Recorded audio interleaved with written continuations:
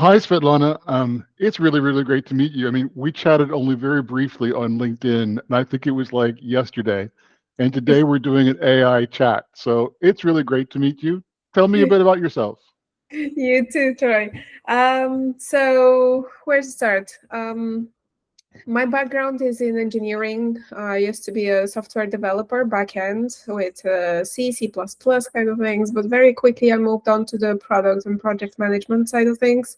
But it just happened that all my career I've been focusing on tech AI projects, but in various different sectors and industries. So I went from um, the fintech, online B2B payments, through to aerospace, then media, then consultancy with the public and private sector. So it has been quite broad industry-wise, but it seems like a lot of the challenges remain the same, with obviously a bit of tweaking based on the industry.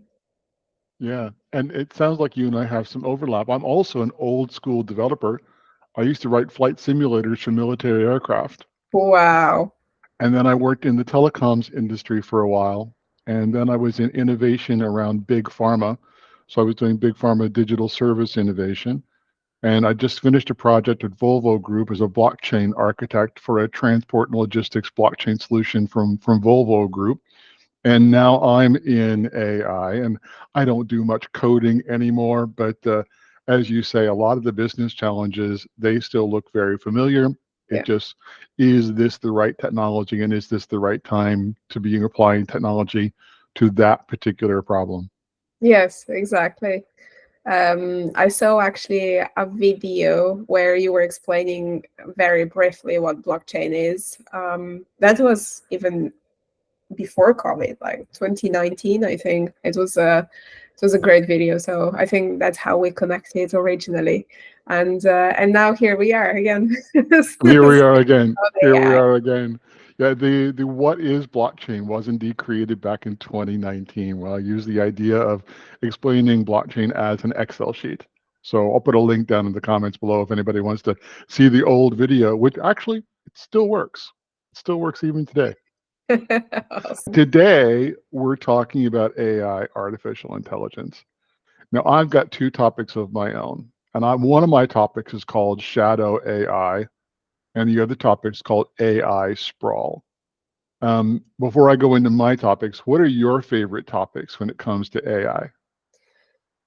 Ah, Surprisingly, it's a little less technical, but more um, focusing on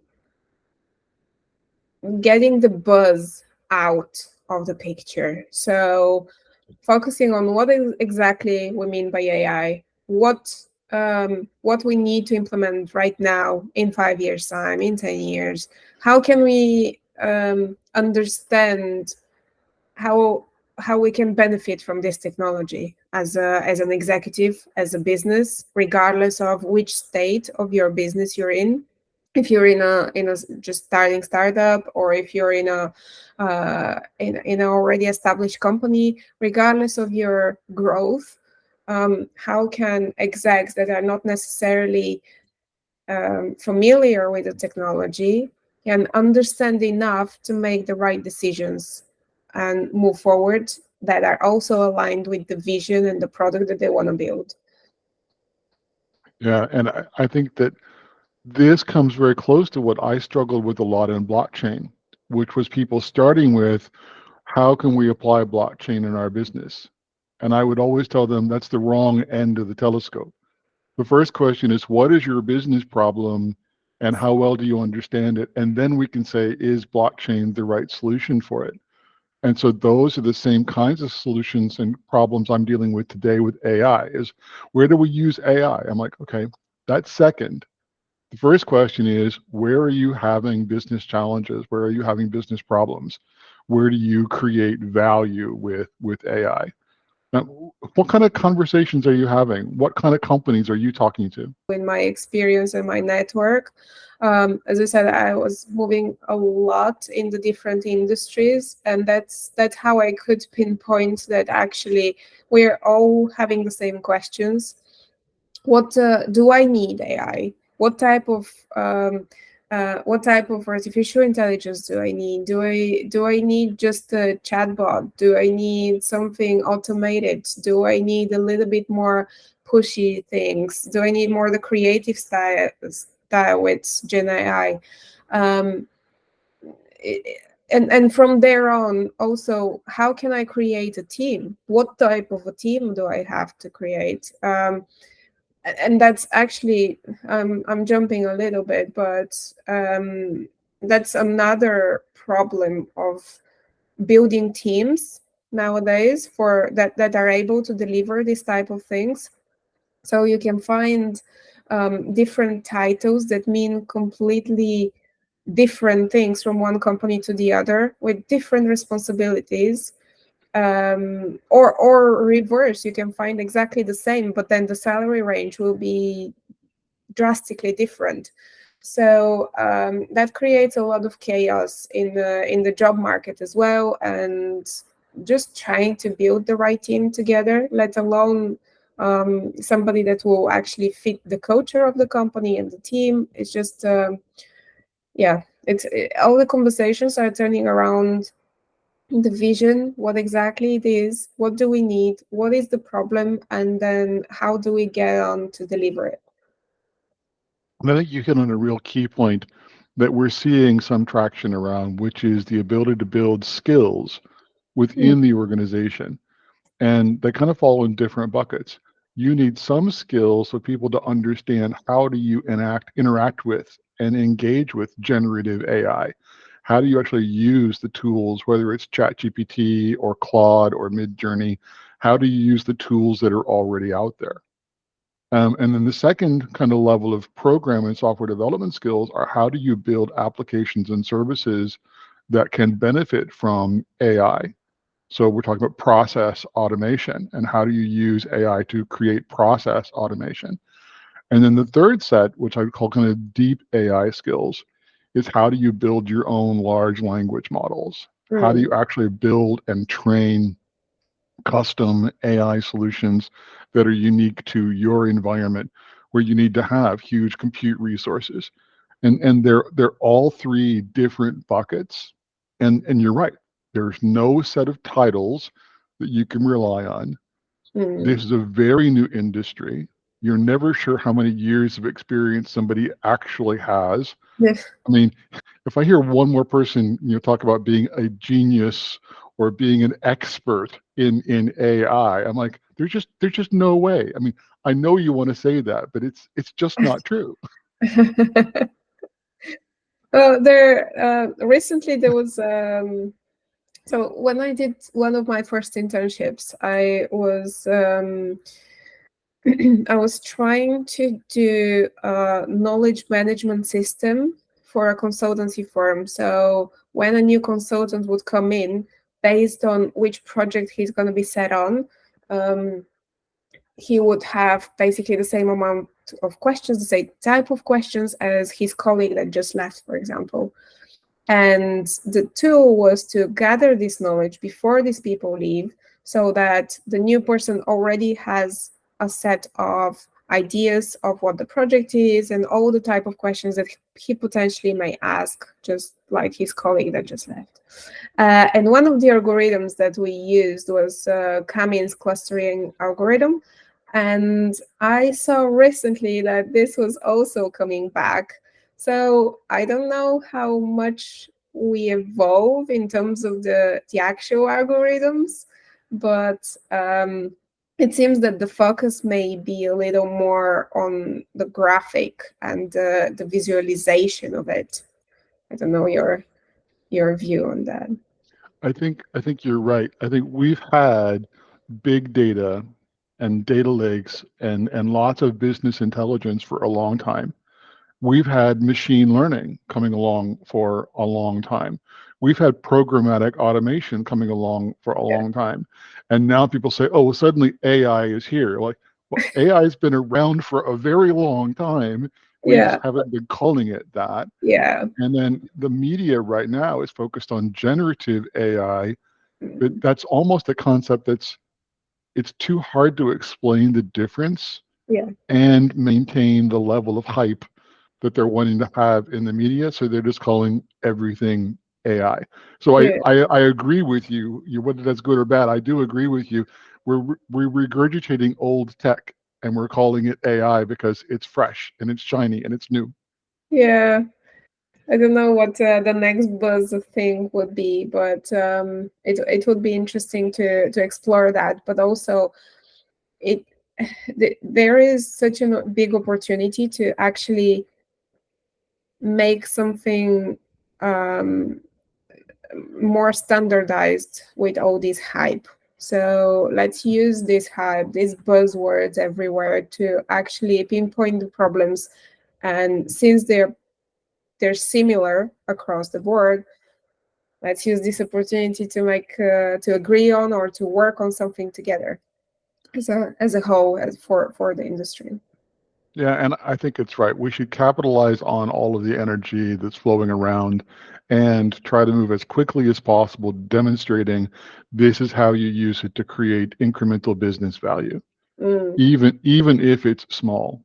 I mean, OpenAI has been doing a lot of partnership with Microsoft and their Office 365 suite. And it's small gains in efficiency when you can analyze an Excel sheet or you can create notes of whatever meeting you've been in. But they're small gains that are indeed tangible. And I think that's interesting. But I'm looking kind of a year, 2 years down the road. And I want to come back to your mm, LinkedIn profile talks about data governance and the idea yeah, of AI governance. I see companies having huge data sets, terabytes or even petabytes worth of data. And they're like, we've collected it all and we don't know what to do with it. yeah, And if you can find the right questions, AI can help you answer that using that massive amount of data, even if it's unstructured, even if it's not quite cleaned, and the whole ETL, export, transform, and yeah, load kind of process. And you can start helping people like supply chain. And I focus a lot on supply chain because that's my area at the moment. Where are our weaknesses in our supply chain? mm, How do we pick future suppliers based on previous performance and history? How do we look at where there are going to be future demands that we can estimate more accurately? And so those are the kind of things that I'm looking at, which are beyond create me another article for social media or create me another cat video. But tell me about your history in data governance and or in AI governance. yeah. So I'm not really sure about the terminology of governance. So when we spoke about this, when I was working at the BBC, we were conscious of how important it is to have the right naming convention. Governance, sometimes it scares people. It's a bit too um, either you do this or you're out kind of thing. Maybe sometimes it's just advisory, maybe sometimes it's just a set of principles. So we came to the conclusion of, I think at the BBC specifically, to call it the machine learning principles. And this is the way that we operate, the way that we develop algorithms, that we train machine learning models, and it touches on different aspects. So what does it mean for infosec? What does it mean for your experts at the BBC, for example, for the editors? What does it mean on the legal side? Depends on your geographical area. So to me, a governance principles, or however you call it, it's a set of rules that you have to keep alive. It's not a set document. You have to evolve all the time with the technology, with the rest of the laws, the legal improvements that are made. So So yeah, it has to be a core of it, I believe, could be standardized across the board. And then on top of that, you add the specifics on specifically to your team, your company, your vision, your program. I think it's everything to do with what exactly is needed at this point in time, um, rather than trying to fit all. However, the base stays the same, I think. Yeah, and I think you summed it up very nicely. Whether you call it governance or whether you call it principles, it is indeed the guidelines that the organization will follow Yeah, when training models, when deploying services, when granting or restricting access to individual services or to individual data sets. And it provides a framework also for auditing. So in the event that someone comes along and says, "Are you adhering to your own governance principles?" Well, yeah, and here's how we're enforcing that, and here's the audit trail so that they can prove that. I think that's really, really important. And you're right, governance, it scares people. It sounds like bureaucracy spelled backwards, you know. yeah. Yeah, but there is also another point that I was thinking of. It's the ethical point. So, what does it mean, and how? Just because you can, it doesn't mean you should. So, yeah, what is your ethical standpoint while building these models? How would you tackle these problems? Should you go for this solution or this other? Yeah, it's an interesting topic. So I think it's really interesting that we're talking about this because the EU AI Act was only released, just a few short months ago, Yeah, and it won't be enforced until 2025. yeah, But they take a very clear risk-based approach, and I like their categorizations of how risky is this going to be, and they do it on an activity basis. Are we going to directly affect, consumers? Are we going to, materially affect their idea to think? There's a particular phrase that they use, which basically covers deep fakes, yeah, which basically covers, political influence and those kinds of things. But then if you spin that out all the way to its natural conclusion, marketing is material distorting human behavior because you're convincing people to buy stuff. yeah. So where is it kind of in that scope? And then you That's come down to things like interviewees. If AI processes all of my CVs, which AI is already processing most CVs and deciding who makes it and who doesn't, yes, candidly, then is that another thing that we should be doing without a human in the middle or not? mm, Or healthcare decisions. And I have been saying for a while now, it's not 100% automation, it's augmentation. yeah, AI should take teams and make them more efficient and make them more effective by supporting them, not replacing them. yeah, And so, as long as you have a human in the middle, then you have a chance to apply ethics and values and creation of new services that adhere to business principles and visions and yeah, missions. yeah. I totally agree. That's spot on. Do you want to talk about your first topics? Yeah, that's great. So shadow AI is the topic that I've been talking a bit about, and it's one of those terms that I'm trying to kind of uprank within the sphere of whatever social media I'm using, which is mainly LinkedIn these days. Yeah, But you may recall, 15 years or so ago, people started bringing their own phones to work, and people started using their own Google accounts, and they started using their own Microsoft accounts because they were trying to get their job done, and within whatever corporation, the IT department had said, no, no, no, no, no Macs, no, no, no, no, no, no iPhones, no, no, no, no, you can't use this and you can't do that. And it was this giant Dr. No environment. And people kind of said, well, I'm going to do it anyway. And so you had IT, information technology, that the IT department didn't know about. And it was shadow IT. Well, today we have people who are wanting to get their jobs done and they see all these generative AI tools out there. And the IT department is saying, no, no, no, no, no, can't do that. Stop. And they're like, but I've got my own ChatGPT account. I've got my own Claude account. I've got my own Midjourney account. And I want to get my job done easier, so I can go off and spend more time doing the things I love, with my family or swimming or whatever it happens to be. And so they're bringing their own AI to work. And so I'm calling it shadow AI. Right. And that's just, it's popping up. Whether companies want to admit it or not, it's happening. And Yes. then the next step beyond that is you think nothing is happening inside your business, but what about your subcontractors? What about your marketing agency? Yeah. What about your HR teams? What about all of those other little companies that are outsourcing? They're using their own shadow AI problems. And this kind of goes nicely onto my other topic, which is what I call AI sprawl. The word sprawl just kind of Yeah. spreads out everywhere. And you look at a company like, oh, the marketing department's doing something in AI, and manufacturing is doing something in AI, and I've got somebody over in research is doing something in AI, and oh, don't forget Skippy in IT. Skippy in IT is definitely doing something around AI, and they all want to talk to various data sets. And so the IT department is overwhelmed with all of these requests, and the CIO is like, it's everywhere.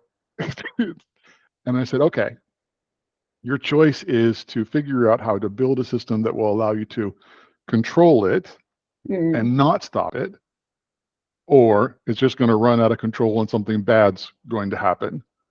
And that's the challenge these companies have right now. And I'm working with a company in California that's building an AI gateway. So Mm. Enterprise Site is building an AI gateway that allows applications and large language models and data sets to go through a single gateway where they can apply the right level of controls Ah, to do data privacy and data security across an organization. So you can say yes in a way that you can track and you can manage, which I think is a really great thing. but that's brilliant. I was gonna ask how, if a company then says officially, yes, you can use all the tools that are out there, how how would you ensure confidentiality? How would you ensure that whichever input you put in whichever tool you're using is gonna actually stay within closed doors?